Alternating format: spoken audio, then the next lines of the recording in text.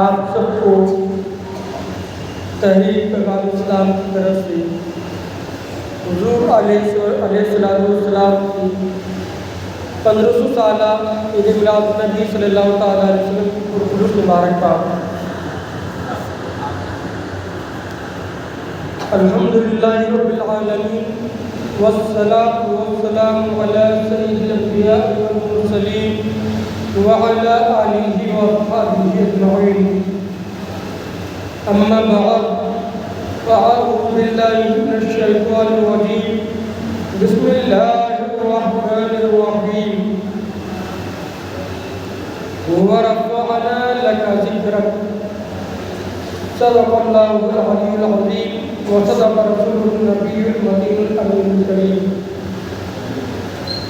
مکرم جناب السلام علیکم ورحمۃ اللہ وبرکاتہ۔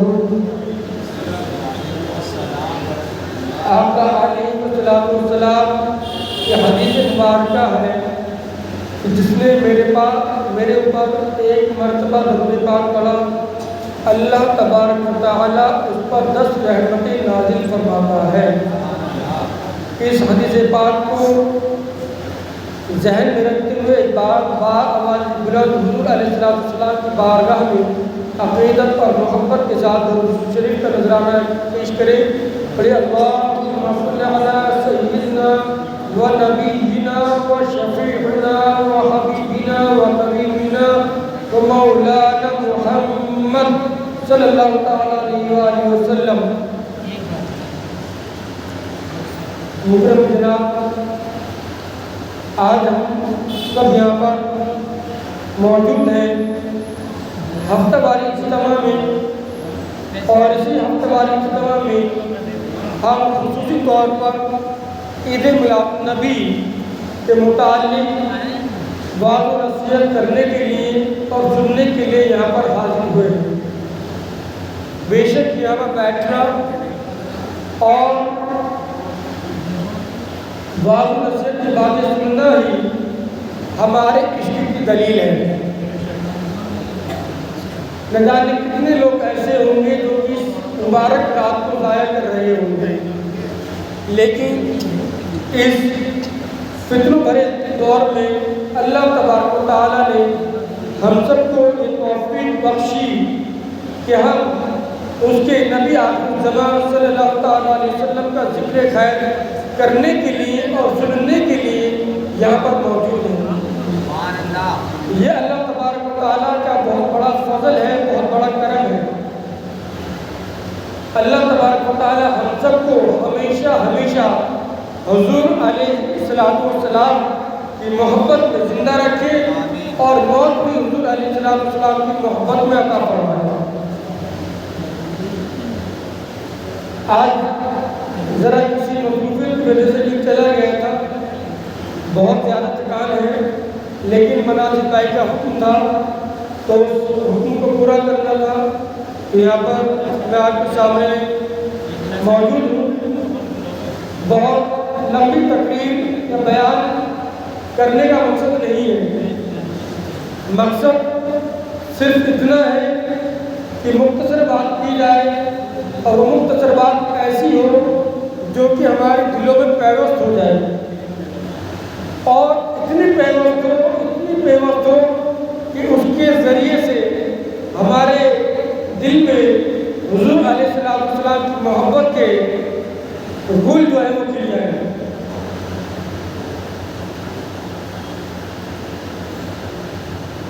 لیکن اللہ تبارک و تعالیٰ نے حضور علیہ السلام کو مقبول فرمایا۔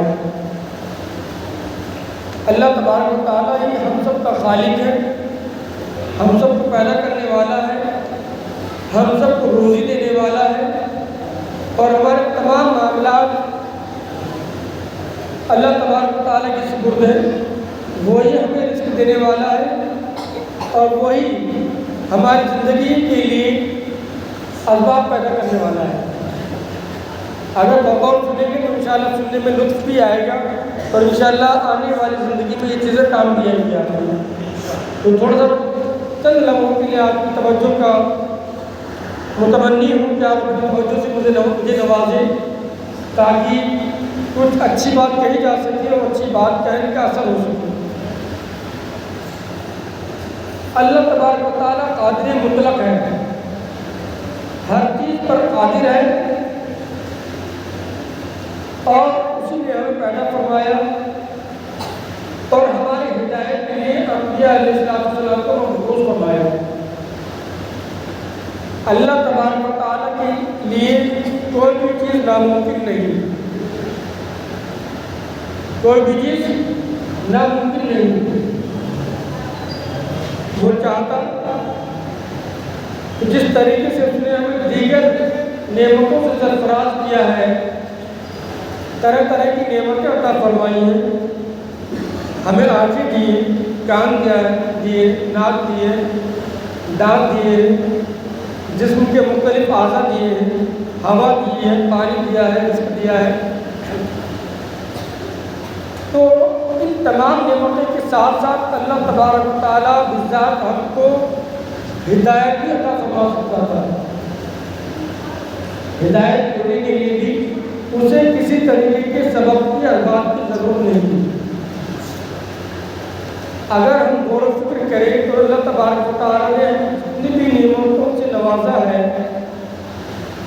ان تمام نعمتوں میں سر فہرست جو نعمت ہے وہ ہے ہدایت کی نعمت۔ کس چیز کی نعمت ہے؟ ہدایت کی نعمت۔ اگر کسی انسان کے پاس ہدایت نہ ہو تو باقی تمام نعمتیں اس کے لیے بیکار ہیں۔ کیوں؟ اگر اس کے پاس ہدایت نہ ہوگی تو ممکن ہے کہ زندگی تو صحیح طریقے سے گزر جائے لیکن آخرت اس کی صحیح نہیں گزر سکتی۔ تو تمام نعمتوں میں سر فہرست جو نعمت ہے وہ ہے ہدایت کی نعمت۔ اللہ تبارک تعالیٰ اس چیز پر قدرت رکھتا ہے کہ وہ ہم کو ڈائریکٹ ہدایت نصیب کر دے، ہم کو ڈائریکٹ ہدایت نصیب کر دیتا، ہر ایک فرد کے دل کو اس طریقے کا بنا دیتا کہ وہ اپنا آپ آٹومیٹیکلی ہدایت پر ہی ہوتا، جس طریقے سے اس نے فرشتوں کو پیدا فرمایا ہے کہ نہ تو اس کی کوئی نافرمانی کرتے ہیں، اور جس کام پر فرشتوں کو لگا دیا اس کام کو پوری ذمہ داری کے ساتھ ادا کرتے ہیں۔ تو اسی طریقے سے انسانوں پر بھی اللہ تبارک و تعالیٰ اسی طریقے کی کیفیت طاری کر سکتا تھا لیکن اس نے نہیں کیا۔ وہ قادر مطلق ہے،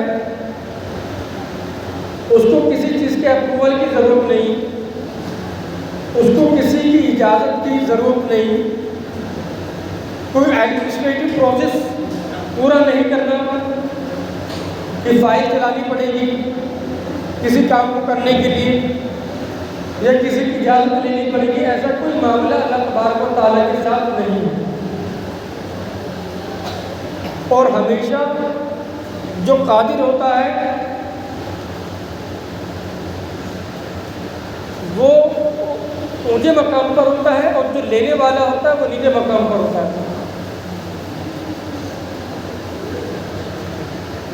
تو مانگنے والا نیچے جو ہے وہ کبھی دینے والے سے بڑا نہیں ہوتا۔ تو اللہ تبارک و تعالیٰ قادر مطلق ہونے کے باوجود ہماری ہدایت کے لیے رسول علیہ السلام کو مبعوث فرما رہا ہے۔ انبیاء علیہ السلام کی مکمل جماعت کو انسانوں کے اوپر بھیج رہا ہے ہماری ہدایت کے لیے، کہ ہمیں ہدایت جیسی نعمت نصیب ہو جائے۔ اور استغفر اللہ معاذ اللہ، کچھ ناسمجھ انسان ایسے ہیں جو کہ ہدایت کی توقع کرتے ہیں کہ ہدایت ڈائریکٹ اللہ تبارک و تعالیٰ کی طرف سے ادا ہو جائے گی، ڈائریکٹ اللہ تبارک و تعالیٰ سے ہم ہدایت طلب کر لیں گے۔ جس طریقے سے اللہ تبارک و تعالیٰ نے ہدایت دینے کے لیے سبب استعمال کیا، تو یہ ہمارے لیے بھی ضروری ہے کہ ہم اللہ تبارک و تعالیٰ کے لیے سے ہدایت طلب کرنے کے لیے ذریعے کو تلاش کریں، اور وہ ذریعہ کیا ہے؟ وہ ذریعہ ہے رسول علیہ السلام۔ بنا ان کے ذریعے سے ہم ہدایت پا ہی نہیں سکتے۔ اور صرف ہدایت ایسا نہیں کہ صرف دعا میں وسیلہ تلاش کرنے سے کوئی ہدایت ہے۔ آپ جو ایک عمل کرتے ہیں، شریعت کا جو بھی ایک عمل کرتے ہیں، وہ حضور علیہ السلام کے وسیلے سے ہی کرتے ہیں۔ آپ کے اوپر ڈائریکٹ نماز فرض نہیں ہوئی، آپ کو ڈائریکٹ نماز پڑھنے کا طریقہ نہیں بتایا گیا، آپ کو ڈائریکٹ روزے رکھنے کا طریقہ نہیں بتایا گیا، آپ کو شادی کے مسائل ڈائریکٹ نہیں بتائے گئے، آپ کو وضو کرنے کا طریقہ، غسل کرنے کا طریقہ، اس کے فرائض، واجبات، سنتیں، مستحبات، مباح، یہ تمام چیزوں کی تعلیمات ذریعے سے ملی ہیں، اور ذریعے سے تم اس کے اوپر عمل کرتے ہو۔ اگر وہ ذریعہ نہ ہوتا،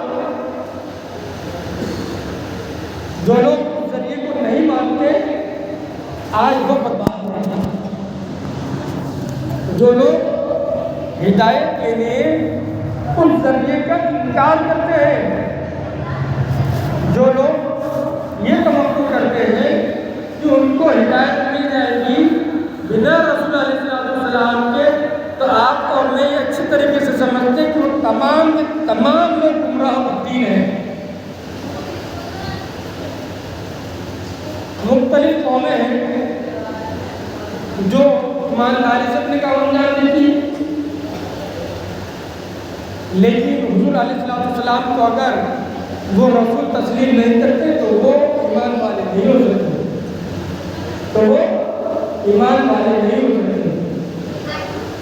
ہدایت پانے کے لیے رسول علیہ السلام کا ذریعہ تلاش کرنا ایسا ہی ہے جیسے کہ کسی انسان کو زندہ رہنے کے لیے روح کی ضرورت ہے، ہوا کی ضرورت ہے، پانی کی ضرورت ہے، بنا اس کے آپ زندہ نہیں رہ سکتے۔ اسی طریقے سے ہدایت جو ہے بنا رسول علیہ السلام کے ہاتھ سے نہیں کی جا سکتی۔ یہ رسول علیہ السلام کی خصوصیت ہے کہ ہم ہدایت کے ہر ایک کام کے لیے ان کے محتاج ہیں۔ بے شک میں تو مالک ہی کہوں گا کہ وہ مالک ہے حبیب، یعنی محبوب مجھ میں نہیں گرا ہے۔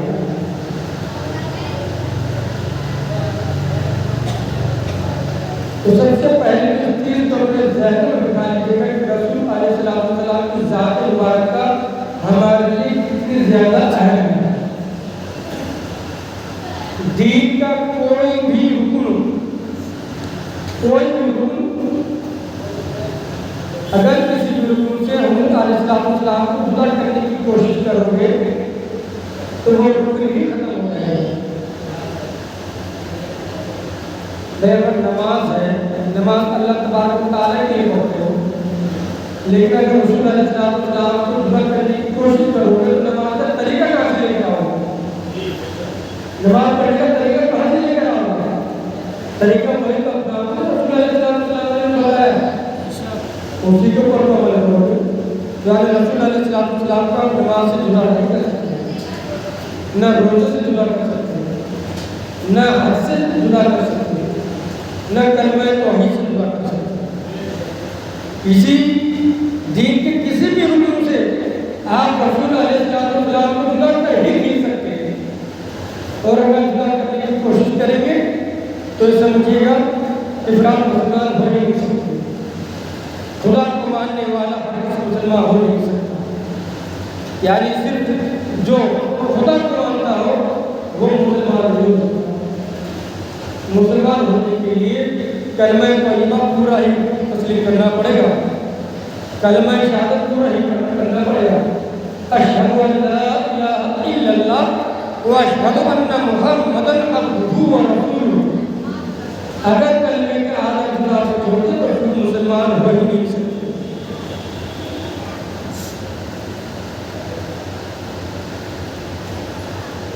قرآن کا ایمان بتاتا ہے، ایمان یہ کہتا ہے اللہ کے سرکار محمد شان ہے، انسان ہے، انسان وہ انسان ہے۔ قرآن تو بتاتا ہے انہیں ایمان کی کہتا ہے میری جان ہے۔ تو یہ شعر میں ہوا نہیں کر گیا، اگر اس کی گہرائی تک آپ جائیں گے نا تو آپ کو سمجھ میں آئے گا کہ جو ہے رسول علیہ السلام کے ساتھ برکت کیا ہے، اور ہم اور آپ نبی کا مختصر ذکر کر کے اپنے اندر فخر محسوس کر لیں کہ ہماری اوقات کیا ہے رسول علیہ السلام کا ذکر کر سکیں۔ ہماری مراد کی اوقات کیا ہے؟ کچھ بھی اوقات نہیں ہے جن کے ذکر کے لیے اللہ تبارک و تعالیٰ نے فرما دیا وَرَفَعْنَا لَكَ ذِكْرَكَ کہ ہم نے آپ کے لیے آپ کے ذکر کو بلند کر دیا، اور جس کے ذکر کو اللہ تبارک و تعالیٰ نے بلند کیا ہو تو ہمارے اور آپ کے بساط نہیں جو ہے ہم ان کے ذکر کو بلند کر سکتے ہیں۔ سائنس کے جو اسٹوڈنٹ ہوں گے، بچے ہیں یہاں پر موجود ہیں، پڑھتے ہیں، جب انہوں نے ایسٹرونومی پڑھی ہوگی پتہ چلا ہوگا کہ اس جہاں میں نہ جانے کتنے یونیورس ہیں، یونیورس کتنے ہی کیا ہوتی ہے، اور اس ایک یونیورس میں نہ جانے کتنی گلیکسیز ہیں، اور گلیکسیز میں نہ جانے کتنے ستارے ہیں، اور ان ستاروں میں سے نہ جانے کتنے ایک ستارے کے کتنے پلینٹس ہیں، اور ایک پلینٹ میں جانے کتنے لوگ آباد ہوں گے۔ بس میں سے ذرا راحت آپ کی حیثیت نہیں، اور آپ اپنے آپ میں فخر محسوس کریں کہ نبی کے ذکر کو بلند کر کے آپ بلند ہو گئے۔ رسول کے ذکر کو بلند کیا جاتا ہے، وہ اس لیے بلند کیا جاتا ہے کہ ہماری عرضی اللہ تبارک و تعالیٰ کی یہاں قبول ہو جائے، کہ ہماری عرضی اللہ تبارک و تعالیٰ کی یہاں قبول ہو جائے۔ ہم اپنی بھلائی کے ذکر کرتے ہیں، ذکر مصطفیٰ کرتے ہیں، ورنہ ذکر مصطفیٰ وہ ذکر ہے کہ جب تمام عالم میں اللہ کے نام لینے والا کوئی موجود نہ ہوگا، قیامت برپا ہو جائے گی، تمام چاند ستارے ٹوٹ کر گر جائیں گے، جن و ملک انسان سب مر جائیں گے، یہاں تک کہ اسرافیل علیہ السلام جو کہ قیامت کے دن سور پھونکیں گے وہ بھی جو ہے موت نہ لگیں گے، اور صرف اللہ تبارک و تعالیٰ کی ذات موجود ہوگی۔ تو جب بھی حضور علیہ السلام کا ذکر جو ہے بلند ہی رہے گا، کیونکہ ان کا ذکر کرنے کے لیے اللہ تبارک و تعالیٰ موجود ہوگا۔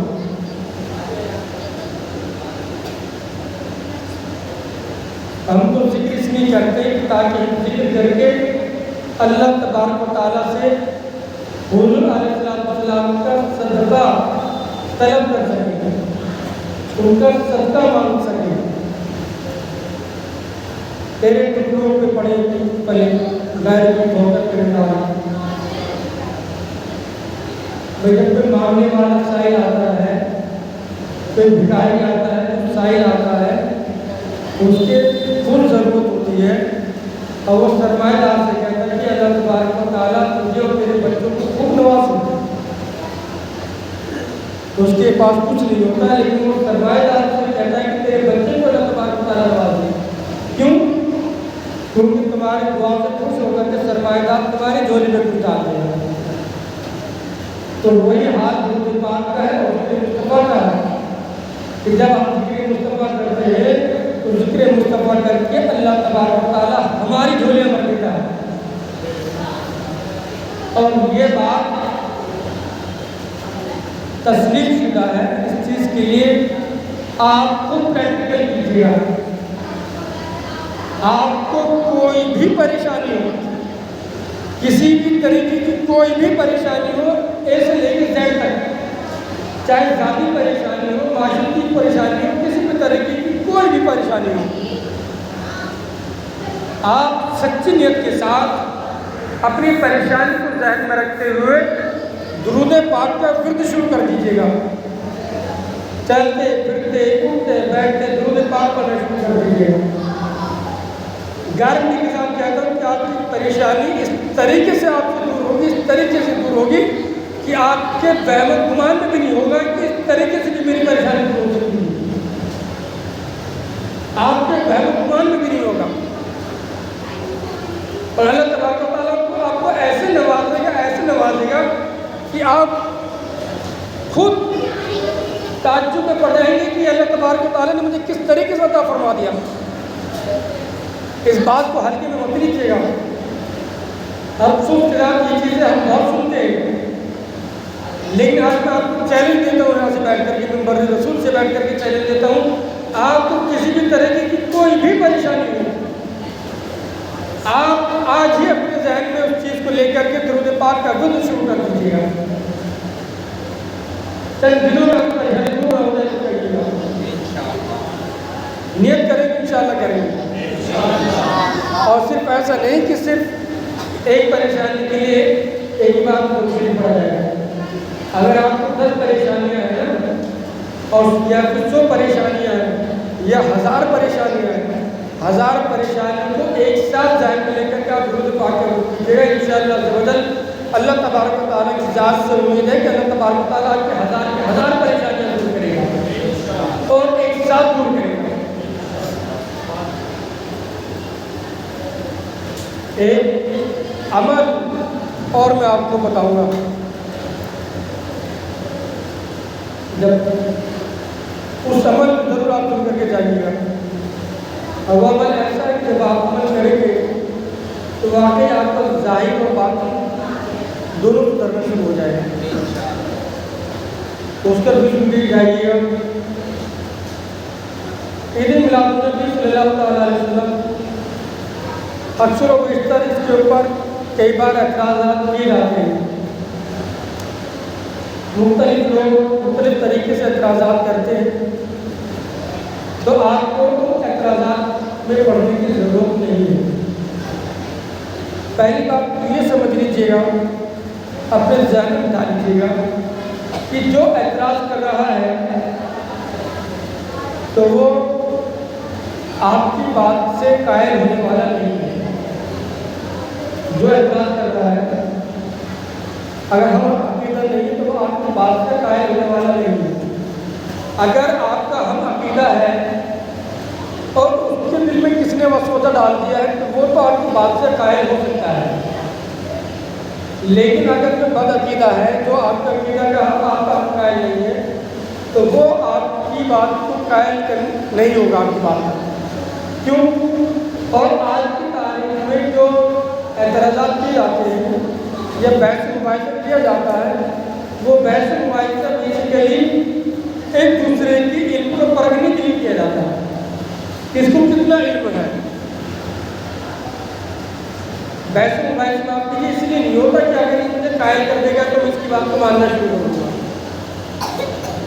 تو میں اس کی بات کو ماننا شروع کر دوں گا. ایسا نہیں ہوتا. بحث مباحثہ بس یہاں تک محدود ہے کہ دیکھتے ہیں کہ اس کو کتنا علم ہے. لوگ اعتراض کریں گے 12 ربیع الاول تو تاریخ ثابت ہی نہیں ہے. کچھ کہیں گے 9 ربیع الاول ہے، کچھ کہیں گے 11 ربیع الاول ہے، کچھ کہیں گے 17 ربیع الاول ہے. تو بھائی آپ کہتے ہیں کہ اگر آپ کو لگتا ہے کہ 9 ربیع الاول ہے تو آپ 9 ربیع الاول کو بنا لو. 9 ربیع الاول کو بنا لو. اگر آپ کو لگتا ہے کہ 11 کا تو 11 کو بنا لو. 17 کو لگتا ہے تو 17 کو بنا لو. مت بناؤ 12 کو. تو ایسا ہم تو نہیں کہہ رہے کہ زبردستی تم 12 کو ہی بناؤ. بھائی تمہیں جو سی تاریخ ہے تم تاریخ کو بنا لو. اور سب سے بس ایک بات ذہن میں رکھ لیجیے گا، یہ آپ کی صلاح کے لیے بتا رہا ہوں، بحث مباحثے کے لیے نہیں، بس اس چیز کے لیے بتایا جا رہا ہے تاکہ آپ کو کوئی بات بلائے گا، تاکہ آپ لوگوں کو کوئی نہ بلائے. وہ یہ کہ عید میلاد النبی صلی اللہ تعالیٰ علیہ وسلم سب سے پہلے تو اللہ تبارک و تعالیٰ کی سنت ہے کہ جب حضور علیہ السلام کی پیدائش ہوئی تو اللہ تبارک و تعالیٰ نے اپنی نعمتیں اپنے بندوں پر عام کر دی.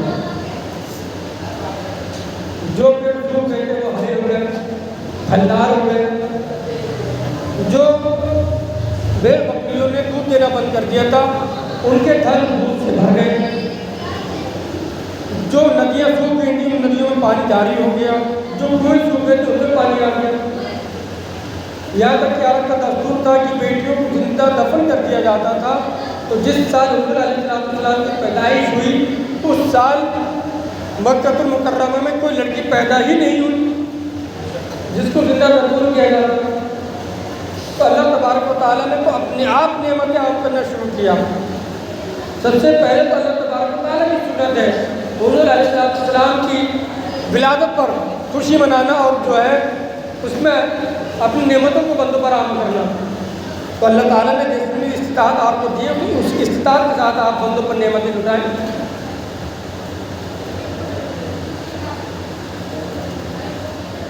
حضور علیہ السلام کو پیر شریف کا روزہ رکھا کرتے تھے، کیوں؟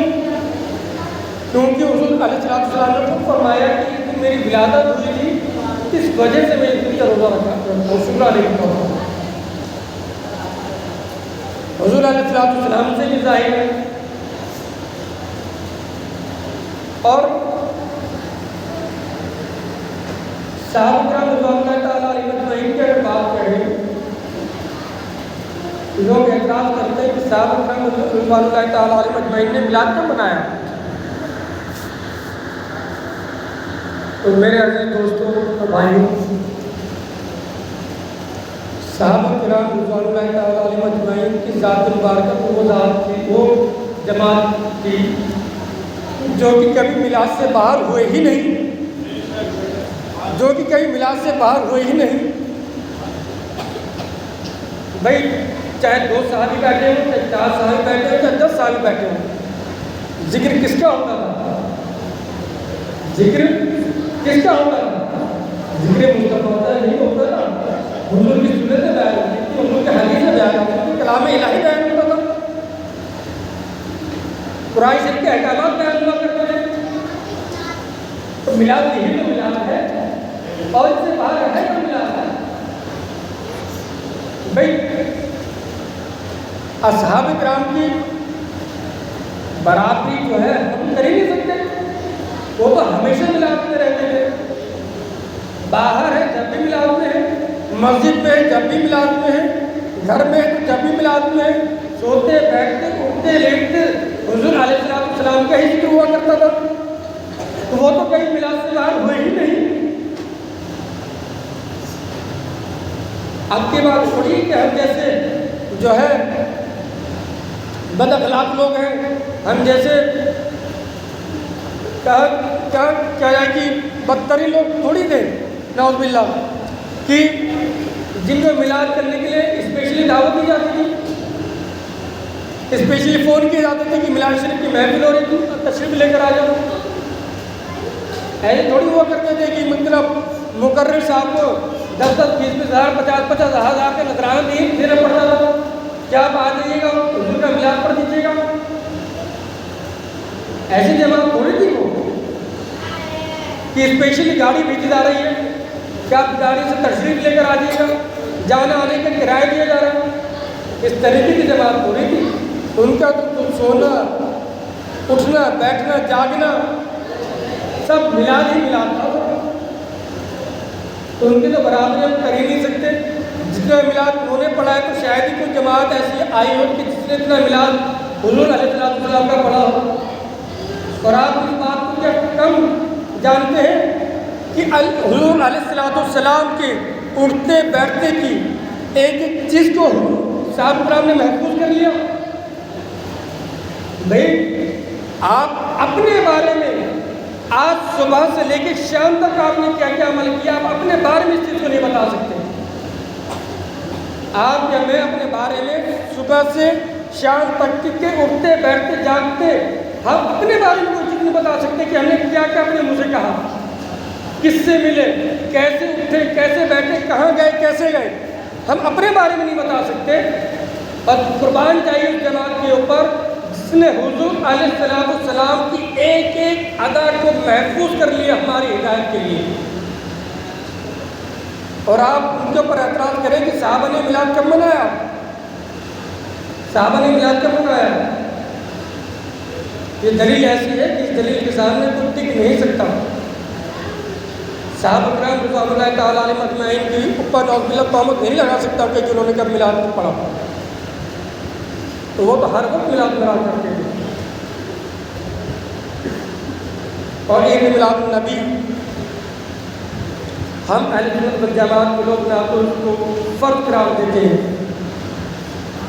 نہ واجب قرار دیتے ہیں، یہ تو محبت کی بات ہے، یہ تو محبت کی بات ہے۔ محبت کے اپنے ضابطے ہوا کرتے، اپنے اصول ہوا کرتے۔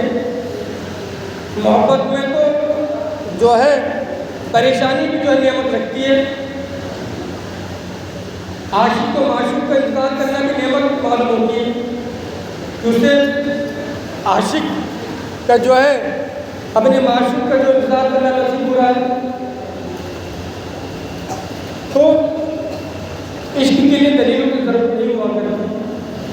اور بے شک اگر کہ عید میلاد النبی کے موقع پر کوئی غیر شرعی کام کرتا ہے تو وہ غلط کرتا ہے، اگر نمازی چھوڑتا ہے تو وہ غلط کرتا ہے، دوسروں کو اذیت پہنچاتا ہے تو وہ غلط کرتا ہے، اور اس طریقے کا کوئی بھی عمل کرتا ہے جس سے حضور علیہ السلام ناراض ہو تو وہ غلط کرتا ہے۔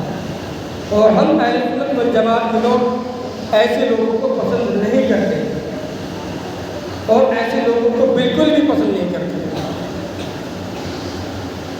اور اللہ تبارک و تعالیٰ ہم سب کو ہدایت کی توفیق عطا فرمائے۔ تو کل انشاءاللہ جب جلوس میں شریک ہوں گے تو باوضو ہو کر عمدہ لباس پہن کر جلوس میں شریک ہوں گے، نظریں جھکائے ہوئے حضور علیہ السلام کی محبت میں سرشار ہو کر درود پر شریف پڑھتے ہوئے، نعتیں پڑھتے ہوئے تو انشاءاللہ جلوس میں شرکت فرمائیں گے اور دوسروں کو بھی اس کی ترغیب دلائیں گے۔ اور سب سے بڑی بات بس میں مکمل کرتا ہوں کہ حضور علیہ السلام کی سچی محبت کو اپنے دل کے اندر پیدا کرنے کی کوشش کیجیے گا۔ حضور علیہ السلام کی اصلی محبت کو اپنے دل میں پیدا کرنے کی کوشش کیجیے گا۔ جب حضور علیہ السلام کی محبت آپ اپنے دل میں پیوست کر لیں گے تو پھر آپ کا خود دل چاہے گا کہ آپ جو بھی کام کریں اس سنت کے مطابق کریں، چاہے چلنا ہو، اٹھنا ہو، کھانا ہو، پینا ہو، سونا ہو، جاگنا ہو، نہانا ہو، دھونا ہو، کاروبار کرنا ہو، دوستوں سے ملنا ہو، رشتہ داروں سے ملنا ہو، گھر کے آداب ہو، باہر کے آداب ہو، ہر کام میں آپ کو دیا جائے گا کہ آپ حضور علیہ السلام کی محبت کریں۔ اپنی محبت پہلے کس طریقے سے ہو سکتی ہے؟ پہلی چیز تو یہ کہ جو درود پاک کا درد میں نے آپ کو بتایا کہ درود پاک کا درد آپ رکھیے گا۔ اور دوسرا ایک عمل بہت عظیم عمل ہے، آپ سب لوگ آج سے اس کی شروعات کیجیے گا کہ باوضو ہو کر عمدہ لباس پہن کر کے خاموش گھر کے کسی کونے میں جہاں پر کوئی آپ کو پریشان نہیں کرے بیٹھ جائیے گا، آنکھیں بند کر لیجیے گا اور بس اپنے دل میں یہ خیال لائیے کہ آپ حضور علیہ السلام کے سامنے بیٹھے ہوئے ہیں، آپ حضور علیہ السلام کے بالکل سامنے بیٹھے ہوئے ہیں۔ تم پریشان ہو عاشقان رسول، تم جہاں ہو وہی مدینہ ہے۔ آنکھیں بند کیے ہوئے حضور علیہ السلام کو اپنے سامنے لے کر آئے گا اور جتنی بھی پریشانیاں ہیں وہ حضور علیہ السلام کے سامنے بیان کر دیجیے گا۔ جو بھی چیزیں، جو بھی ٹکڑا ہے وہ آپ حضور صلی اللہ علیہ السلام کے سامنے بیان کر دیجیے گا، اس نیت کے ساتھ کہ بے شک حضور علیہ السلام تشریف لا سکتے ہیں اور اللہ تبارک و تعالیٰ اس چیز پر قدرت رکھتا ہے کہ آج کی التجا کو حضور علیہ السلام تک پہنچا دے۔ دور نزدیک کے سننے والے لوگان کارنامے کرامت غلام السلام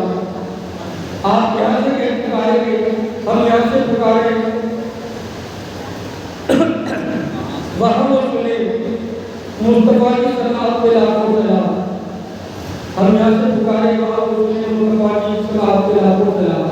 تو جب آپ یہاں پہ رہ کر کے حضور علیہ السلام سے اپنی باتیں کریں گے تو انشاءاللہ عز و جل ممکن ہے کہ اللہ تبارک و تعالیٰ آپ کو حضور علیہ السلام کی زیارت سے مشرف فرمائے.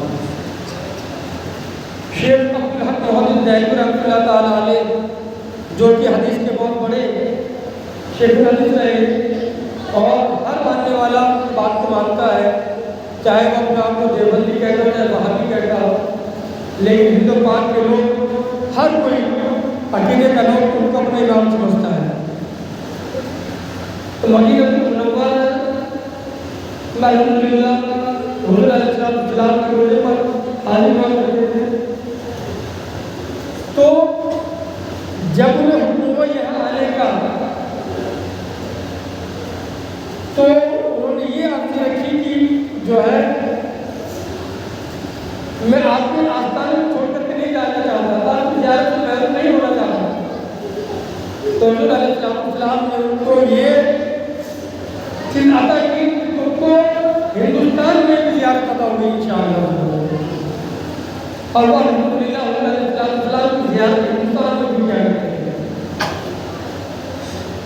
اور یہ جو وظیفہ میں نے آپ کو بتایا یہ وظیفہ شیخ محمد دہلوی رحمۃ اللہ تعالیٰ علیہ نے ہی بتایا ہوا ہے.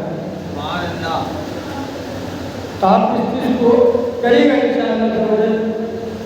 اور جب آپ اس چیز کو کریں گے تو پہلے دن میں اس چیز کی گارنٹی لے سکتا ہوں کہ پہلے دن تو آپ کو بیان کرنے کی کیفیت تو ہوگی ہی نہیں.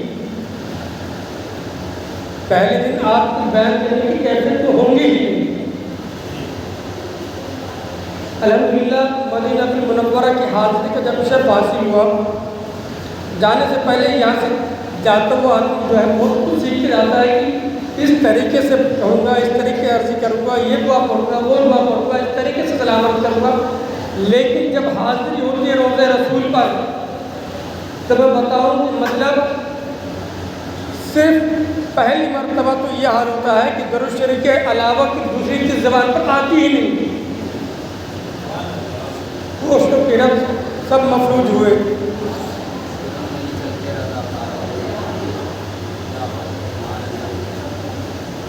تو وہاں پہ جا کے تو آدمی کا یہ حال ہو جاتا ہے.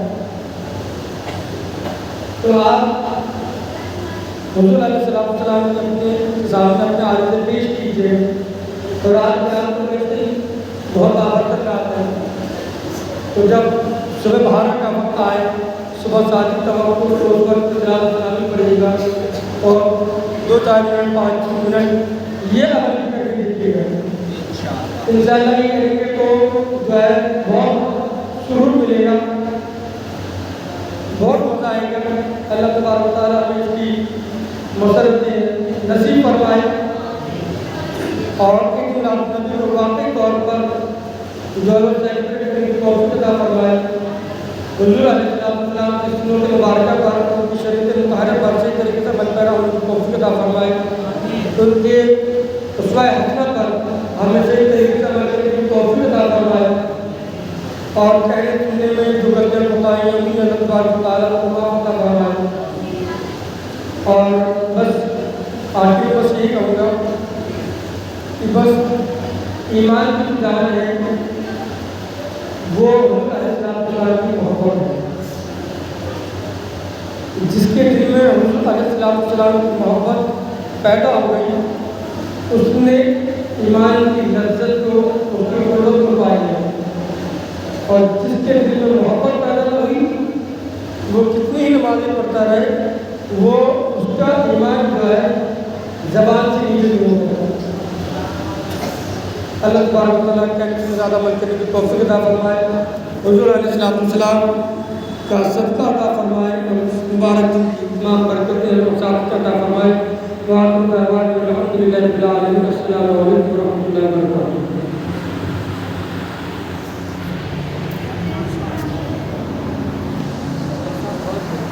سبحان اللہ.